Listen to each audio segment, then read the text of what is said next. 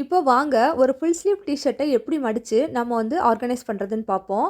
First right side வந்து இந்த மாதிரி மடக்கி விட்டுக்கணும். கையை வந்து வெளியே எடுத்து விட்டுறணும். அதே போல் லெஃப்ட் சைட் மடக்கி விட்டுட்டு கையை ரெண்டையும் வெளியே எடுத்து விட்டு மேலாக ஒரு மடக்கு மடக்கிட்டு கழுத்து பகுதியை, அதுக்கப்புறம் கீழே இருக்க பகுதியை ஒரு மடக்கி மேலே கொண்டு வந்ததுக்கப்புறம் ரைட் சைட் இருக்க கையை எடுத்து இந்த மாதிரி உள்ளே விட்டுட்டு லெஃப்ட் சைட் இருக்க கையை இன்னொரு சைடில் திணிச்சு விட்டுறணும்.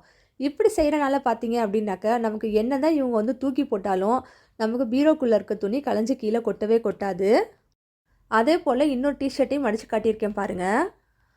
இது எல்லாமே பாருங்கள் ரொம்ப பெரிய பெரிய டீ-ஷர்ட்டு. இது எல்லாமே பார்த்திங்கன்னாங்க ஸ்பேஸ் நிறைய ஆக்குப்பை பண்ணும்.